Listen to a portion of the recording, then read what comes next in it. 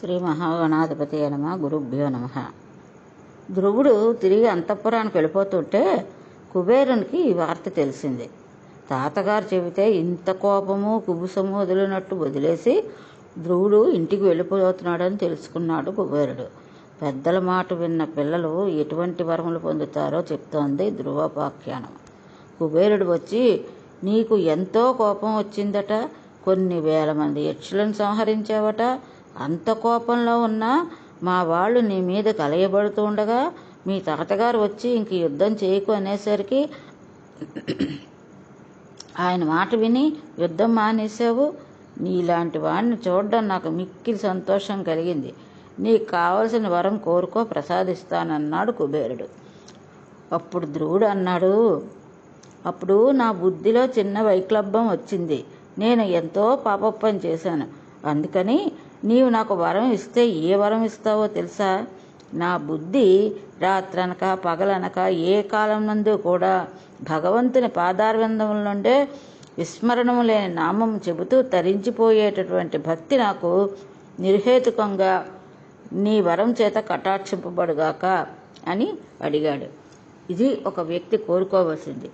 కుబేరుడు సంతోషంతో ఆ వరాన్ని ధ్రువుడికి అనుగ్రహించాడు. దాంతో ధ్రువుడు అపారమైన భక్తి సంపన్నుడైపోయాడు. రాజ్యమును పరిపాలించాడు. కుమారుడికి పట్టాభిషేకం చేశాడు.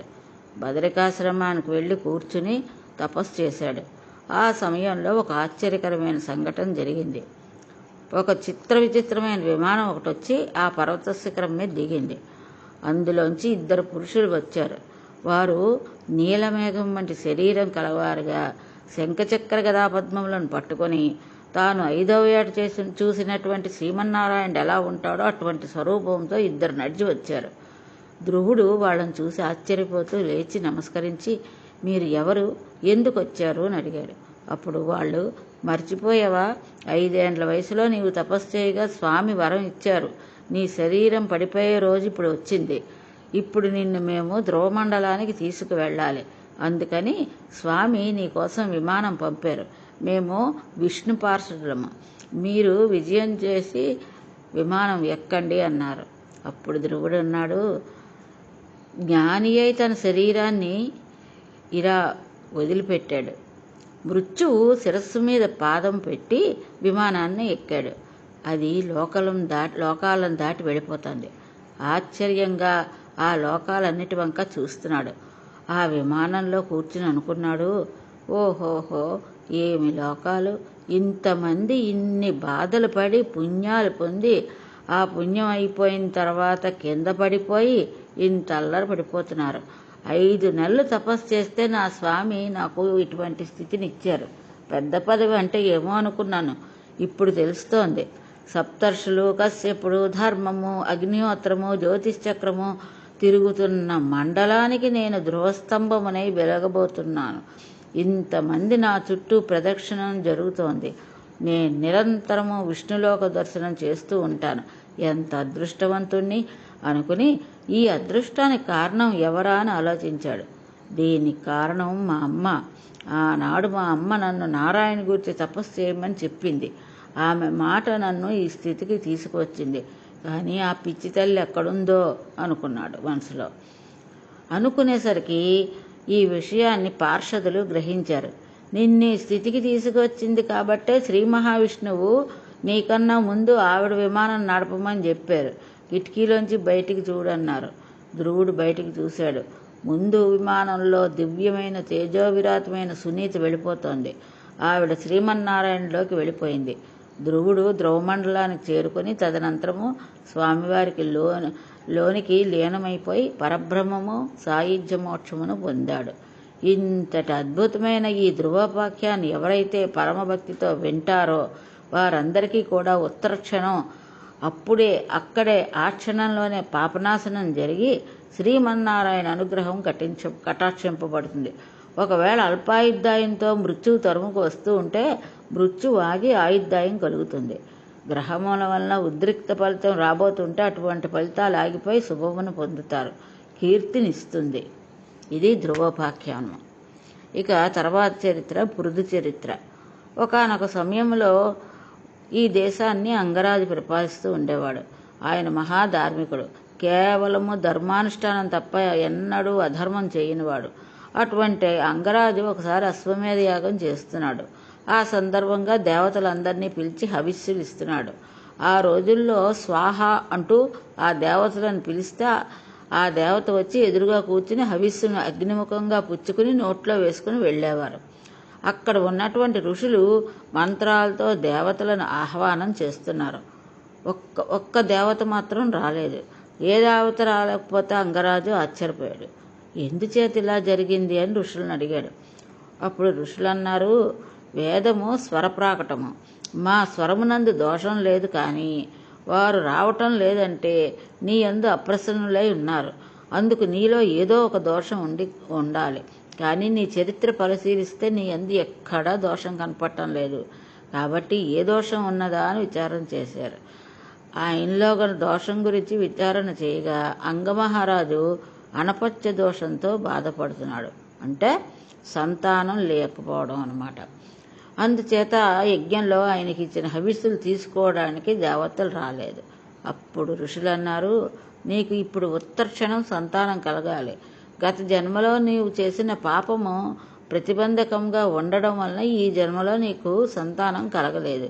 ఇప్పుడు ఈ ప్రతిబంధకాన్ని తీసేయాలి. అందుకు శ్రీమన్నారాయణుడు ప్రసన్నం కావాలి. దానికి మేము యాగం చేస్తాం. ఆ యాగంలో శ్రీ మహావిష్ణువు తృప్తి కానీ పొందితే నీకు సంతానం కలుగుతుంది అన్నాడు. అంగమహారాజు శ్రీ మహావిష్ణు ప్రీతి కొరకు యాగం చేశాడు. యాగం పూర్తవగానే అందులోంచి బంగారు వస్త్రములు ధరించిన చిత్ర విచిత్రమైన మాలలు వేసుకుని చేతుల్లో బంగారు కలశం పట్టుకుని ఒక పురుషుడు యజ్ఞగుండంలోంచి ఆవిర్భవించాడు. ఆ పురుషుడు, అంగరాజా, ఈ పాయస పాత్రలో ఉన్న పాయసము నీ ధర్మపత్ని చేత తినిపించు.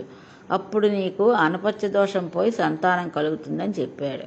పాయస పాత్ర తీసుకెళ్లి భార్యకి ఇచ్చాడు. ఆవిడ పేరు సునీత. ఆవిడ భర్త సంగమం చేతనే సంతానం పొందింది. తేజస్సు అంగరాజు తేజస్సే, కానీ ఇప్పుడు ప్రజోత్పత్తి చేసింది. కారణం ఏంటంటే ఇన్నాళ్ళు ఎందుకు చేయలేకపోయింది అనగా ప్రజోత్పత్తి చేయడానికి వీల్లేనటువంటి స్థితి పాపము ఇన్నాళ్ళు సంతానం కలగకుండా చేసింది. ఇప్పుడు ఆ విఘ్నం పోయింది కాబట్టి ఇప్పుడు సంతానం కలగడానికి కావలసిన యోగ్యత సిద్ధించింది. కానీ క్షేత్రశుద్ధి జరగలేదు. క్షేత్రమునందు దోషం ఉంది. ఆమె మృత్యువు పుత్రిక కావడం చేత యాగమునందు ఉద్భవించినటువంటి ప్రజాపత్య పురుషుడు ఇచ్చినటువంటి ప్రసాదం తిన్నప్పటికీ కుమారుడు వ్యగ్ర స్వభావం కలిగినటువంటి వాడు జన్మించాడు. వానికి వేణుడు అని పేరు వచ్చింది. జన్మతా వచ్చిన బుద్ధి బోధకు మారడం చాలా కష్టం. వేణుడు ప్రతిరోజు నిష్కారణంగా వేటకు వెళ్ళి కుందేలు పిల్లల దగ్గర నుంచి లేళ్లు, జింకల వరకు చంపేసేవాడు. ఆ చంపడానికి అర్థం కూడా లేదు. అతను వేట నుండి తిరిగి వస్తున్నప్పుడు క్రీడా మైదానంలో ఎవరైనా పిల్లలు ఆడుకుంటూ ఉంటే ఆ పిల్లలను బడితి పుచ్చుకుని చచ్చిపోయే వరకు కొట్టేవాడు. వాడు సంతోషంగా వెళ్ళాడు. ఇలాంటి పిల్లవాడిని రోజు దగ్గర పట్టుకుని అంగరాజు ధర్మబోధ చేసేవాడు.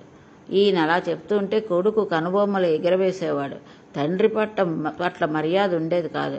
మరల తెల్లవారుజాము లేపడం, పాపకృత్యాలు చేయడం. ఒకరోజు తండ్రి ప్రాణం విసిగిపోయింది. భార్య, కొడుకు నిద్రపోతున్నారు. అంగరాజు మాత్రం నిద్ర పట్టక, నా జీవితం ఏమిటి సార్థకత? నా కొడుక సత్ప్రవర్తన కలిగిన వాడు కాదు. వాడిని నా సింహాసనాన్ని అధిష్ఠించి రాజ్యపాలన చేసి చక్కగా నాకు పేరు తెచ్చి నా శరీరం పడిపోయిన తర్వాత గయ్యలో శ్రాద్ధం పెట్టాలి. అలాంటి వాడు నన్ను ఉద్ధరించాలి అని అనుకున్నాను. కానీ నాకు ఇంత దుష్టుడు పుట్టాడు. ఇలాంటి కొడుకు ఉన్నా నాకు రాజ్యం ఉంటే ఎంత, సింహాసనం ఉంటే ఎంత. రోజు వీడికి చెప్పుకునే కన్నా ఎక్కడికో పోయి ఈశ్వరారాధన చేసుకుని మట్టిలో కలిసిపోతే మంచిది అనుకుని విరాగే అన్ని భోగాలను విడిచి, అంతఃపురాన్ని, భార్య బిడ్డలను విడిచి, గురువులకు కూడా చెప్పకుండా తానొక్కడే కాలినడకన వెళ్ళి అరణ్యంలోకి వెళ్ళిపోయాడు. మర్నాడు అంతఃపురంలో రాజు కనపడలేదు. వారి తల్లిగారైన సునీతితో మాట్లాడి వేణుడికి పట్టాభిషేకం చేశారు.